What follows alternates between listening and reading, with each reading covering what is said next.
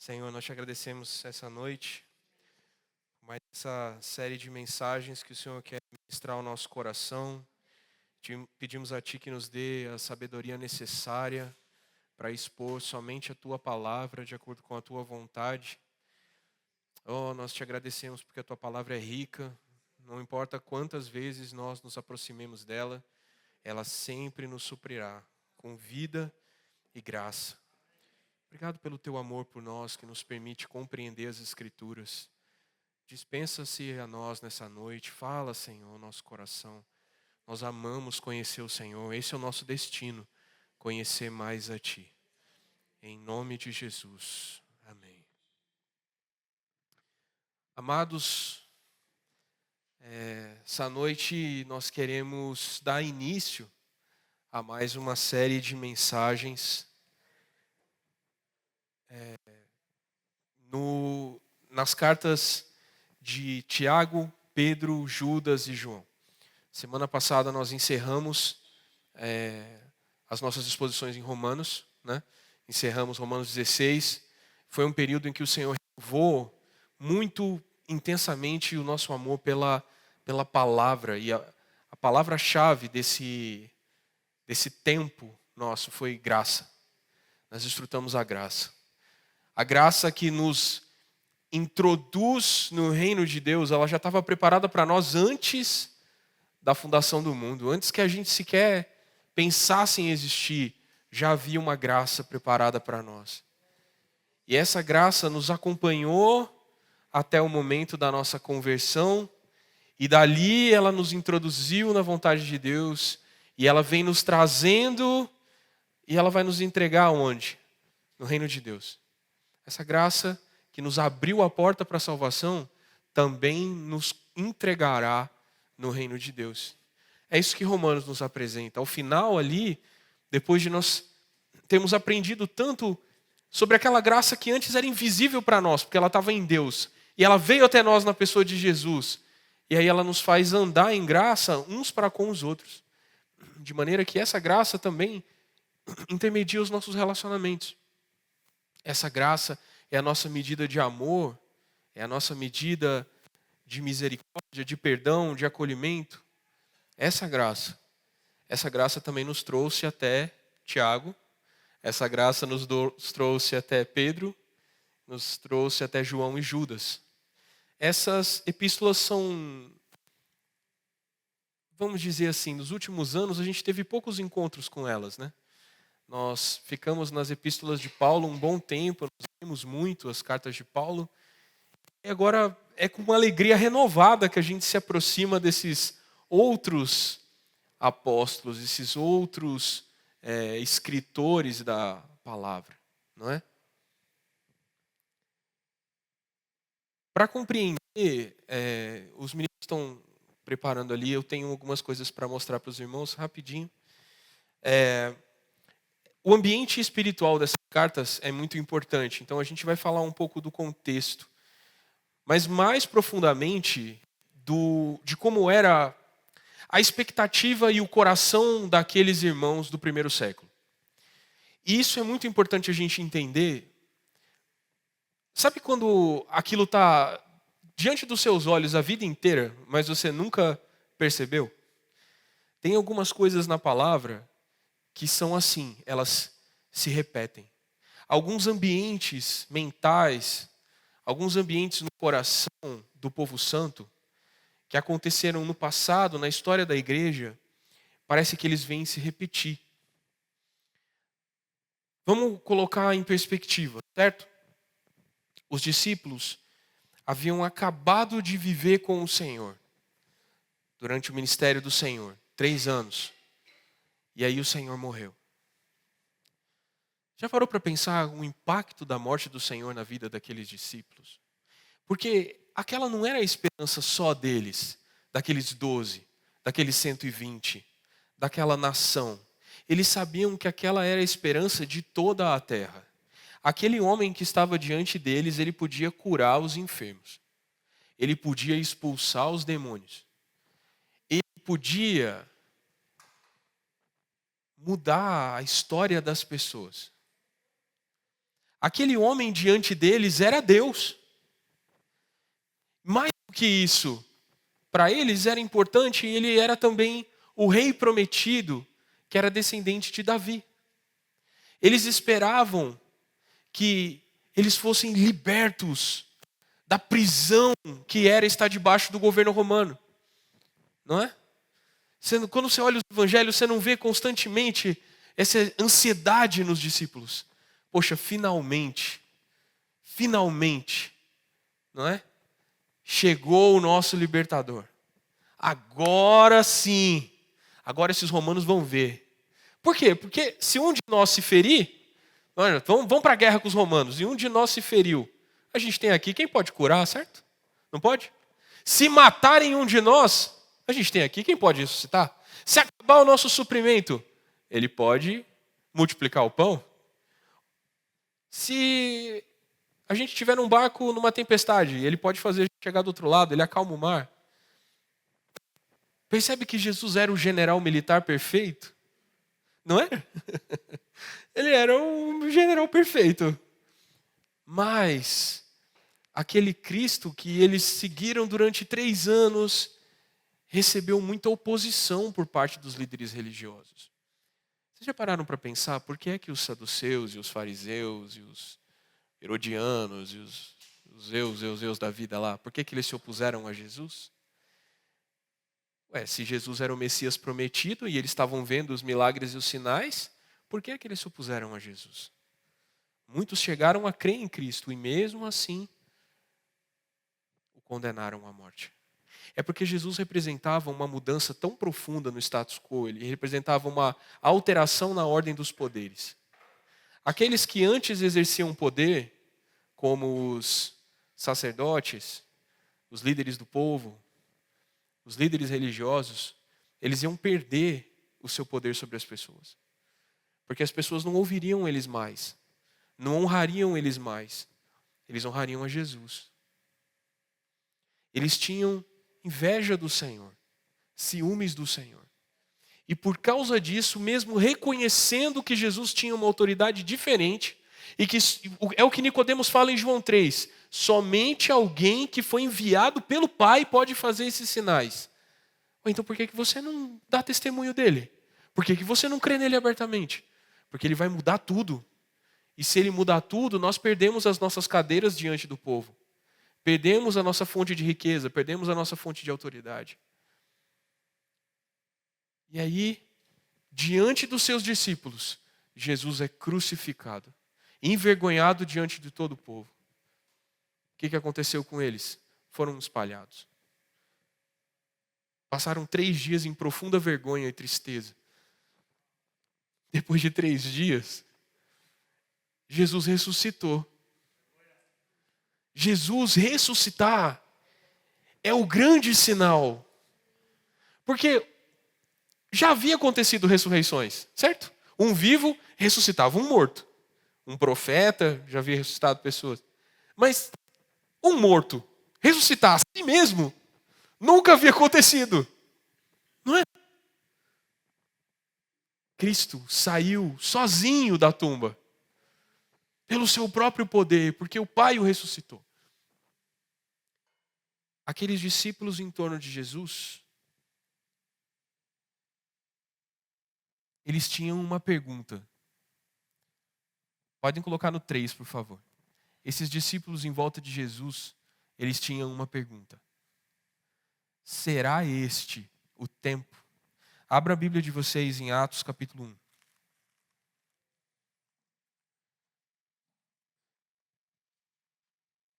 Atos capítulo 1, versículo 6.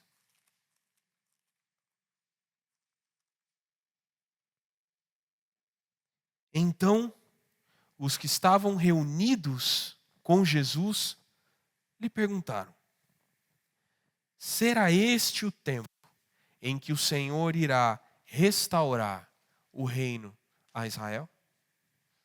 Atos 1,6 diz isso. Será este o tempo em que o Senhor irá restaurar o reino a Israel? Por quê? O nosso general que multiplica pão cura doentes, ressuscita mortos, saiu da tumba. Agora ele está pronto para nos levar, marchando até Roma, para que a gente vença todos os romanos e estabeleça Jesus a partir de Jerusalém governando toda a terra, certo? É o que eles acreditavam, não é? Chegou, Senhor, a hora. O que o Senhor falou para eles? Não cabe a vocês conhecer tempos ou épocas que o Pai fixou pela sua própria autoridade. Esse é o versículo 7. Por que o Senhor está respondendo isso para eles? Lá em Lucas capítulo 17, a gente vai pular alguns versículos hoje. Então, fique bem atento. Não caia na armadilha do diabo de se distrair. E nem se preocupe com o alarme do carro que está tocando. Não é o nosso. Lucas 17, 20 diz assim: indagado pelos fariseus sobre quando viria o reino de Deus, Jesus lhes respondeu: o reino de Deus não vem com visível aparência. Nem dirão, ele está aqui, ou lá está ele, porque o reino de Deus está entre vocês. Entre vocês. Ou está dentro de vocês. Está no meio de vocês. Por que o reino dos céus estava no meio deles? O reino de Deus estava no meio deles. Porque para você ter um reino, você precisa de duas coisas. Quais são essas duas coisas? Uma coroa? Um trono? Um território?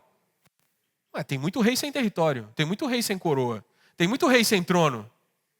Se você tem o rei, e você tem o povo que se submete a esse rei, você tem um reino. Por que é que o reino estava entre eles? Porque Jesus estava com eles. E eles eram o povo submisso a Jesus. O reino está entre vocês. Isso quer dizer que enquanto o Senhor estiver conosco, o reino já está estabelecido. É uma coisa que a gente precisa mudar aqui dentro. A gente fica falando muito de estabelecer o reino, de trazer o reino, de ir para o reino. O reino já está entre nós. O que o Senhor nos prometeu é que Ele nunca nos deixaria. Portanto, nenhum de nós está indo para o reino, é o reino que está vindo. E nós que já convivemos com Jesus em nosso espírito, em nossas reuniões, em nossa vida diária, o Rei está conosco, nós já estamos no reino. O mundo pode não saber, o mundo pode não se submeter, mas nós estamos debaixo de um governo de Cristo. O reino já está entre nós. E era isso que esses discípulos não conseguiam entender em Atos 1. Eles estavam ainda com os olhos vendados por uma vida inteira de expectativas a respeito do governo romano acabar. Mas Jesus falou assim: calma, eu já estou aqui, o reino já está aqui. E em João, no capítulo 18 de João, quando Pilatos começa a indagar Jesus, assim, peraí, estão falando que você é rei. João 18, 36, Pilatos fala para ele: o seu povo está falando que você aí está dizendo que é rei de Deus, sua própria gente está te entregando, o que é que você fez? O versículo 36 diz: Jesus respondeu: o meu reino não é deste mundo. O meu reino não é este mundo. O que Jesus está querendo dizer aqui? Meu reino não é igual ao seu. O seu reino, Pilatos, depende de que alguém te coloque aí. O seu reino, Pilatos, depende que um exército te defenda. O seu reino está toda hora ameaçado por intrigas. Mas o meu reino não é desse mundo, não é dessa natureza. O meu reino não depende de exércitos, não depende de política, não depende de barganhas. O meu reino é absoluto, não é deste mundo. Os irmãos estão começando a fazer o panorama na cabeça, né? Então, quando Jesus fala para os discípulos lá em Atos 1, não cabe a vocês saber os tempos e as épocas, segundo o Pai estabeleceu pela sua própria autoridade, ele está falando assim, o meu reino já é, mas vai se ocultar por um tempo. Não é isso que aconteceu? O reino de Cristo, irmãos, já está acontecendo. Ele já é rei, mas ele está oculto por um tempo. Por quê? O versículo 8 diz, mas vocês receberão poder. Ao descer sobre vocês o Espírito Santo, e serão minhas testemunhas, tanto em Jerusalém, como em toda a Judéia e Samaria, e até os confins da terra. Até quando o reino de Cristo fica oculto aos olhos do mundo? Até que tenha sido anunciado pelas testemunhas, sob o poder do Espírito Santo, até os confins da terra, que o reino de Cristo vem. Há um tempo de misericórdia do Pai, de amor do Pai, em que a graça está procurando perdidos, em que a graça está salvando pessoas, em que a graça está agindo no mundo, e o juízo ainda não. Sabe qual que é o maior problema que as pessoas têm com a existência de Deus? Não é Deus ser criador, não é Deus ser sustentador das coisas, é Deus ser juiz. Porque uma vez que as pessoas creem que Deus existe, elas também precisam crer que Ele julga todas as coisas segundo a sua própria reta justiça. E assim, para poder viver em paz com suas próprias consciências, eles negam a existência de Deus. Porque em havendo Deus, eles estão todos perdidos. Faz sentido? Por que as pessoas tentam negar a existência de Jesus? Tentam mudar a natureza de Jesus para um revolucionário, um filósofo, um místico, um homem bom que andou entre nós e pregou o amor, e que foi perseguido porque era mal entendido, coitadinho dele. Porque mudando a natureza de Jesus, do rei que ele é, para um bondoso, caridoso,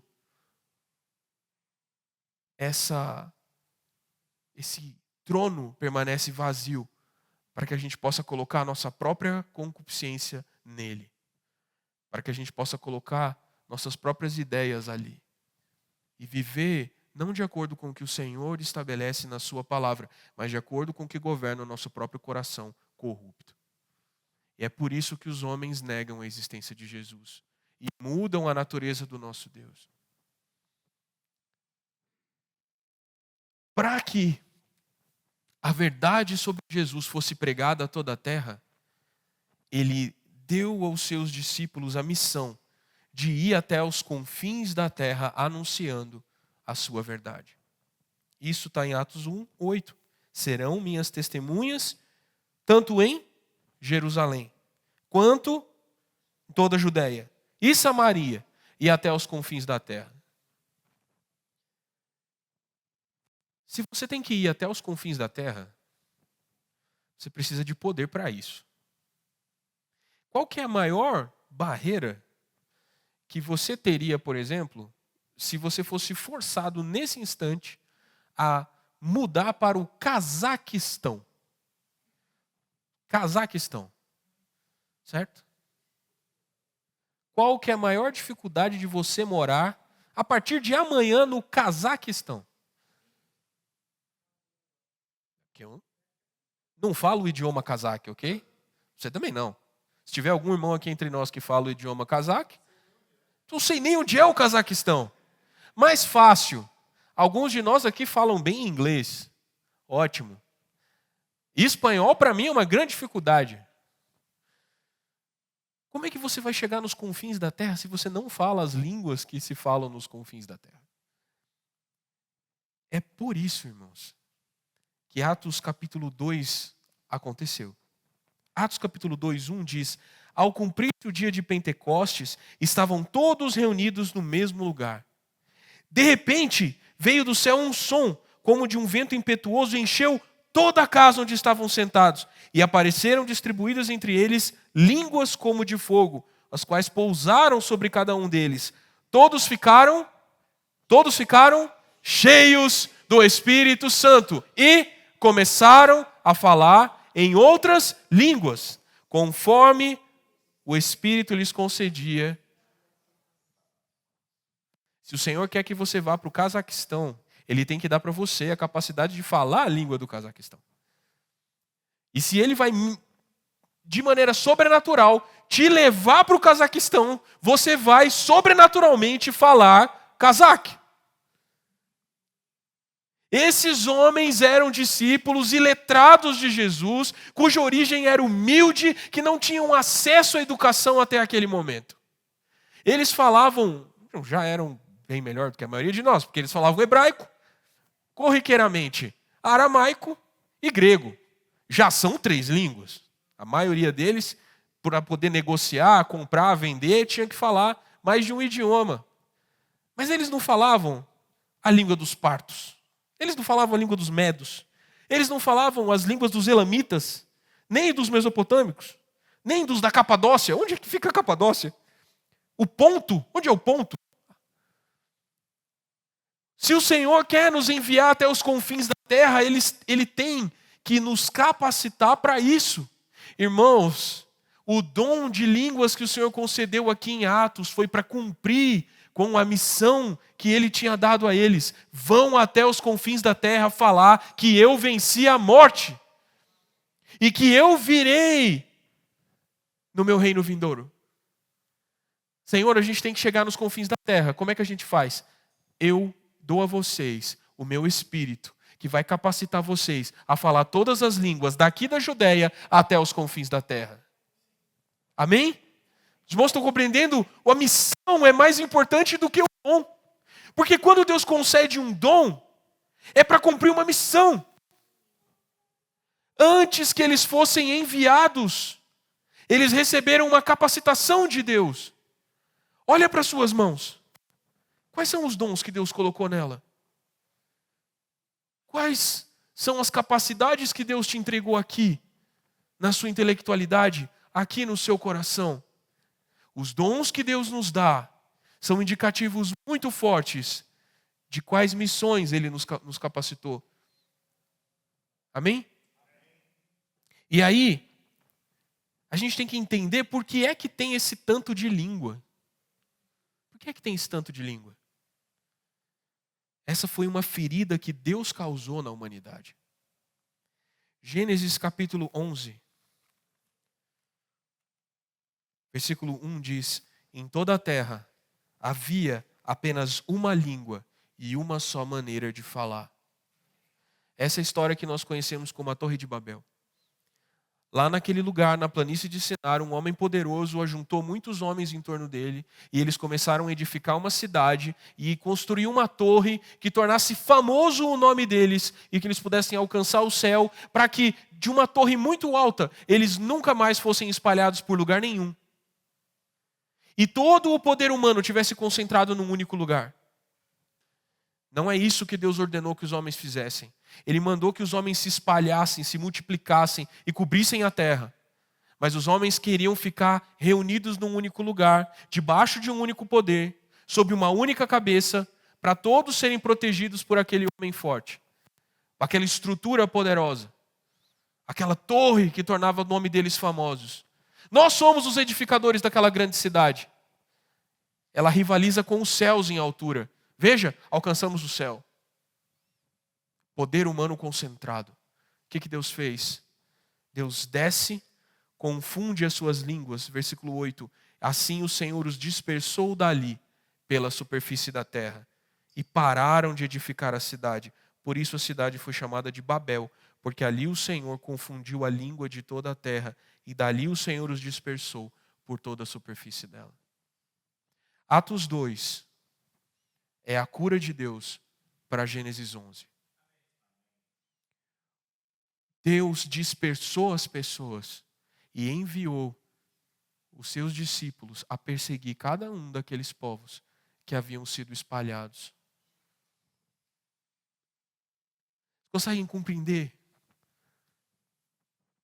que há algo de precioso em o Senhor ter nos dado diversidade de dons, diversidade de linguagens, diversidade de estilos. Nós não somos iguais. A cada um de nós o Senhor deu um jeito de ser e de falar. E por causa dessa diversidade nós conseguimos alcançar muitas pessoas. O evangelho que eu prego, a linguagem que eu prego, pode não alcançar alguém que você, com a sua linguagem, pode alcançar. Os lugares que eu chego não são os mesmos lugares que você chega.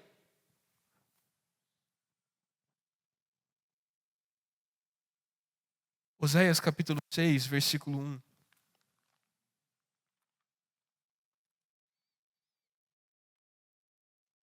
Diz assim: venham e voltemos para o Senhor, porque Ele nos despedaçou, mas vai nos curar. Ele nos feriu, mas vai atar as feridas. Aquela ferida que Deus causou na humanidade em Gênesis 11, impedindo que eles ficassem juntos, porque eles não se entendiam mais. Se você fala uma língua diferente e pede um martelo para o seu amigo, ele te entrega um saco de prego, você vai brigar com ele, certo? Você pede uma chave de fenda e ele te dá um tijolo, você não dá certo, eu não consigo conviver com esse cara. Ele não fala a minha língua. Então o que você faz? Separa, dispersa. E agora o Senhor vem com o seu Espírito, conduzindo cada um dos seus discípulos a falar a língua daqueles que foram dispersos. O Senhor espalhou e foi atrás dos que foram espalhados. A dispersão, irmãos, tinha uma função. Quando os apóstolos começaram a pregar o evangelho em Jerusalém, em Atos capítulo 5, e eles começaram a chamar a atenção, versículo 17 do capítulo 5, fala: levantando-se o sumo sacerdote e todos que estavam com ele, isso é, o partido dos saduceus, ficaram com muita inveja, prenderam os apóstolos e os recolheram à prisão pública. Da mesma forma como fizeram com Jesus, porque estavam com ciúmes do poder e da autoridade que ele tinha, eles também prenderam os apóstolos. Eles também perseguiram os cristãos. E aí o que o Senhor faz? Atos capítulo 8 conta a história de Estevão. Estevão demonstrou tanto poder e tanta ousadia que as pessoas falaram: não é possível que esse homem continue vivo. Como que esse homem, vamos matá-lo, porque a palavra dele tem muita autoridade, ele vai convencer o povo. Então mataram Estevão. E a partir daquele dia se levantou uma perseguição contra os cristãos em Jerusalém. E essa perseguição dispersou os cristãos. Vamos colocar em perspectiva. Eles estavam pregando o evangelho, curando as pessoas, anunciando a vinda de Jesus, mas estavam todos concentrados em Jerusalém. Todos ali. Os 12, os 120. Todos concentrados em Jerusalém. Estão conseguindo compreender? E agora o que o Senhor faz? Vem sobre eles e dá para eles muitas línguas. Eles agora falam muitas línguas, mas eles estão todos em Jerusalém. Qual a utilidade de falar muitas línguas se todo mundo ali fala a mesma? Vocês estão acompanhando? O que o Senhor faz?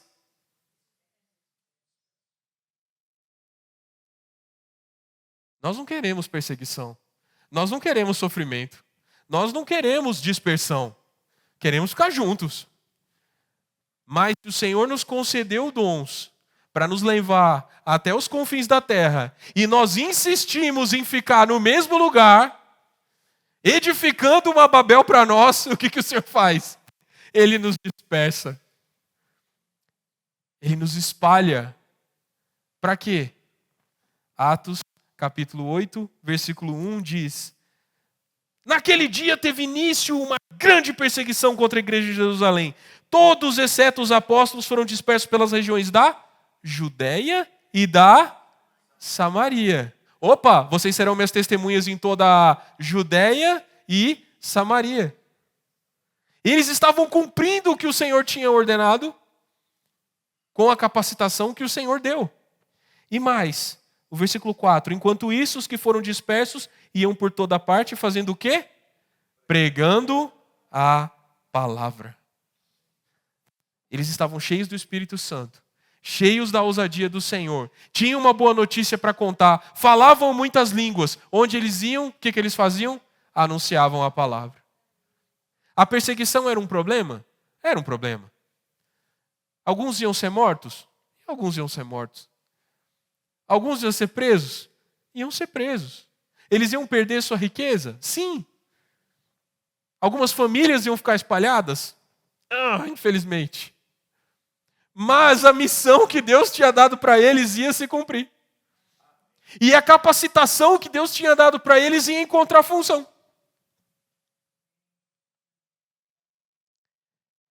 E essa perseguição... produção, coloca para mim o 2, por favor, agora vai fazer sentido. Esse 2 aqui está um pouco pequeno. Eu vou pedir para a produção mandar o... Já mandou? Os irmãos podem abrir, vocês receberam no celular de vocês. Tem essa mesma apresentação que eu estou usando aqui, dá para os irmãos acompanharem, porque alguns nomes são pequenininhos, né?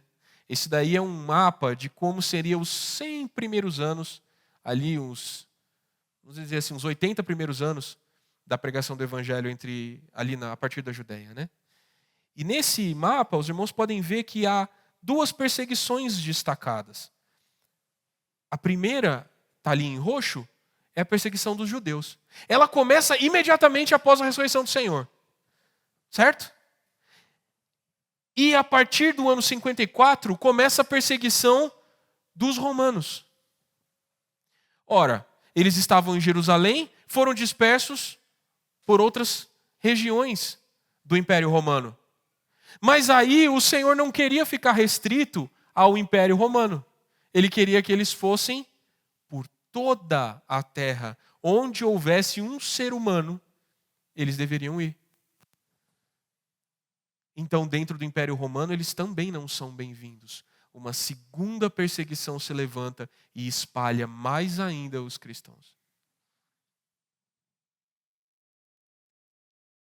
Ora, eles falavam muitas línguas. Eles podiam ir a muitos lugares. Não é?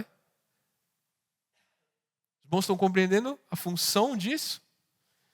Essas epístolas que nós estamos estudando, você pode perguntar assim, ok, tudo isso faz sentido por quê? Faz sentido porque essas 4 cartas que nós vamos estudar, Tiago, Pedro, Judas e João, foram escritas para esses irmãos que foram arrancados de suas casas, arrancados de seus lugares de conforto e espalhados por toda a terra.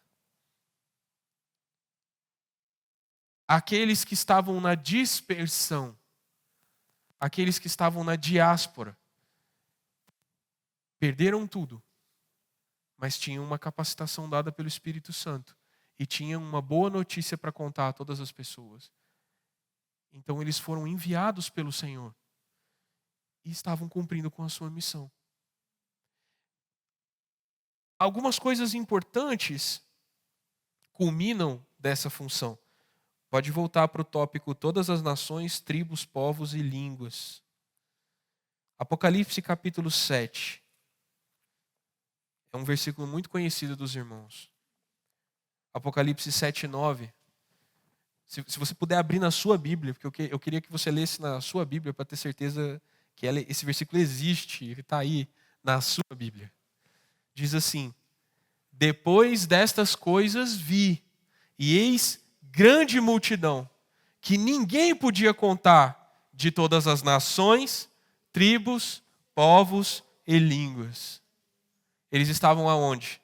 Em pé, diante do trono e diante do Cordeiro, vestidos de vestes brancas, com ramos de palmeira nas mãos, e clamavam com voz forte, dizendo: ao nosso Deus, que está sentado no trono, e ao Cordeiro, pertence a salvação. De todas as nações, de todas as tribos, de todos os povos e de todas as línguas. Aqueles irmãos que foram dispersos lá de Jerusalém, saíram pregando em toda a Judéia, de toda a Judéia a Samaria, Samaria a Galiléia, Galiléia a Cesareia, e Cesareia chegaram em Roma, e de Roma na Ásia e da Espanha, e estão rodando o mundo até hoje. Porque nós somos descendentes espirituais desses peregrinos, desses desterrados, desses que foram tirados de seu lugar de conforto e foram viver em outras terras por amor ao Senhor. E nós estamos vivendo em outra terra também. Ué, mas eu nasci e me criei no DF. Não. O seu rei não é deste mundo. A sua verdadeira vida não é deste mundo. Não importa se você nasceu aqui e se você construiu sua vida aqui, você foi regenerado e separado para uma viva esperança que não se conclui enquanto o reino deste mundo não estiver nas mãos do seu Senhor e do seu Cristo. Portanto, você é um peregrino e é um estrangeiro. Nada nessa terra é seu. E você não é daqui também. Você não possui nada que é daqui, porque você é de outro reino. Mas também nada deste mundo é capaz de possuir você, porque você é de outro reino. Quando vier o reino de fato e mudar os tempos e as eras, alterar a história, quando o homem Jesus que subiu, descer, outra vez, Jesus Cristo virá como homem, ele não será um espírito. O reino de Deus não é espiritual apenas. Ele hoje é invisível, mas ele será real. Haverá um judeu governando o mundo. Cristo Jesus se assentará no trono e governará com justiça e retidão todas as nações. Todos os reis irão a ele prestar homenagem. Todos os poderosos terão que prestar conta a ele do que fizeram com o seu poder. Todos os corruptos terão que se arrepender. Todos terão que confessar que Jesus Cristo é rei. Quem sabe disso hoje somos eu e você. Quem se submete e quem beija o filho para que ele não se irrite. Salmo capítulo 2. Beijem o filho para que ele não se irrite. Ou seja, Cristo, o Rei, tem que ser louvado. Nós somos o povo do reino. Nós hoje já andamos pelo governo que será para sempre. E nós anunciamos com as nossas muitas línguas, em todo lugar, o poder e a autoridade de Jesus.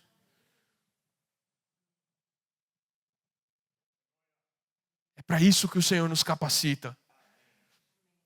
E Isaías capítulo 60 que nós lemos, fala, as nações, versículo 3, se encaminham para a sua luz, ó Jerusalém, e os reis são atraídos para o resplendor do seu amanhecer. Levante os olhos ao redor e veja, todos se reúnem e vêm até você. Os seus filhos chegam de longe, as suas filhas são trazidas no braço. O povo de Deus que foi disperso durante tanto tempo, aguardando o seu rei, anunciando a vitória, um dia saberá, ele veio, lá está. E todos se ajuntarão outra vez em torno dele. Essa é a promessa que Deus nos fez. Por isso, produção, por isso. Produção é ligeira demais. Meu Deus. Por isso o povo santo é peregrino. Fez sentido agora? Por que nós estamos falando sobre o viver dos peregrinos? Porque eles estão fora da sua casa. Nunca nenhum lugar vai ser deles. E eles também nunca vão ser de lugar nenhum. Porque eles estão esperando a vinda de um reino que não passará. 1 Pedro capítulo 1, versículo 17. Já estou concluindo. Oh, meu Deus.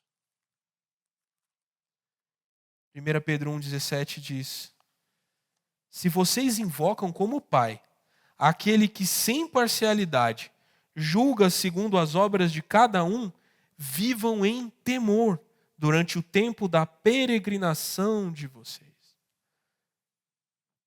E 1 Pedro 2, o 10 e o 12 diz: antes vocês nem eram povo, mas agora são povo de Deus. Antes não tinham alcançado misericórdia, mas agora alcançaram misericórdia. Amados, peço a vocês, como peregrinos e forasteiros que são, que se abstenham das paixões carnais que fazem guerra contra a alma, tendo conduta exemplar no meio dos gentios, para que quando eles os acusarem de malfeitores, observando as boas obras que vocês praticam, glorifiquem a Deus no dia da visitação. Ou seja, vocês são peregrinos, então se comportem conforme as leis do reino, para que, mesmo que eles digam que vocês são malfeitores, eles não tenham nada para acusar vocês. Vocês não foram injustos, vocês não defraudaram ninguém, vocês cuidaram dos doentes, vocês tiveram um viver totalmente diferente. Vão perseguir vocês por inveja, vão perseguir vocês porque são maldosos, mas não podem acusar vocês de nada. No dia da visitação, ou seja, o dia que o rei vier, eles vão ter que dar glória a Deus, porque eles ouviram o evangelho de vocês. E por causa do nosso testemunho, não haverá ninguém que poderá dizer: ah, Deus, eu não sabia. Ah, você foi maldoso, injusto, não me avisou. Não, porque tinha você e a mim e você e você. No meio desse povo iníquo havia pessoas que brilhavam à luz do evangelho. E nosso viver será testemunho para a condenação de muitos, mas também será para a salvação de muitos mais. Porque pelo nosso viver muitas pessoas conhecerão o Senhor. Pelas nossas palavras muitas pessoas se renderão a Cristo. E aqueles que forem maus não terão como se desculpar diante de Deus, porque o testemunho estava lá. Tinha um peregrino lá. Povo estranho, esquisito. Mas esse povo esquisito é o povo do reino que durará para sempre. É por isso, irmãos, que nenhum governante humano jamais satisfará as nossas necessidades de justiça. Porque quando qualquer homem justo é comparado com a justiça de Jesus, nenhum grande médico, quando comparado com a cura de Jesus, nenhum grande sábio, poeta, rei, se compara com as palavras de Jesus. Ninguém nunca poderá ser comparado com o nosso Senhor. E é por isso que nós não depositamos as nossas esperanças em ninguém, a não ser em Cristo. Porque Ele é superior. Ele é o Rei eterno. Bom, chegando ao final, os objetivos comuns das cartas, os irmãos podem ler nesses versículos de Tiago 1, 1 a 4, 1 Pedro 1, 1 João 2 e Judas. Judas, que epístola bonitinha. Eu fazia um tempo que eu não lia Judas, porque Judas está lá, né? Judas. Você vê, acho que nesse ano a gente usou Judas uma vez na confissão de fé. A gente não lê muito Judas, mas é uma epístola tão preciosa. Eu vou ler Judas, vamos ler Judas? Judas 24. Porque Judas só tem um capítulo. Aí o versículo 20, Judas 20, ou Judas 1, 20, diz assim: mas vocês, meus amados, edificando-se na fé santíssima que vocês têm, orando no Espírito Santo, mantenham-se no amor de Deus, esperando a misericórdia do nosso Senhor Jesus Cristo, que conduz para a vida eterna. E tenham compaixão de alguns que estão em dúvida. Salvem outros, arrebatando-os do fogo. Olha, Judas. Judas é muito fofinho, acho que vocês podiam ler Judas depois. Ele bate, mas assopra. Essas epístolas, elas têm 4 objetivos em comum. Afinal, elas foram escritas para os peregrinos. Então, são palavras que fazem sentido para os peregrinos. Primeiro, essas epístolas admoestam sobre o viver, o caráter do povo santo. Nesse tempo de estudo, nós vamos ter muitos parafusos apertados, algumas porcas afrouxadas, né? Alguns panos curtos vão receber um remandinho, alguns panos muito compridos vão ser cortados, até que todos estejamos de acordo com o viver exigido do peregrino. Certo? O Senhor vai nos consertar. Para quê? Para que Ele possa ser visto em nós. Mas o Senhor também vai nos consolar do sofrimento que é viver longe da sua casa. Um peregrino sente saudade da sua pátria. E nós, que nunca vivemos a nossa pátria completamente, a saudade é muito maior. Eles também alertam sobre coisas que eles iam encontrar nos lugares onde eles iam. Falsas doutrinas, falsos mestres, falsos profetas. Para que o povo santo não se engane, eles vão receber esses alertas. Por último e mais importante, vão fortalecer a nossa esperança no reino.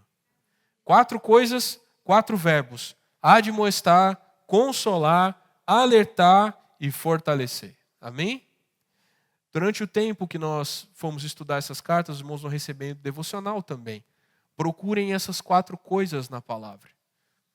Procurem a admoestação, que é correção, consolo, alerta e força.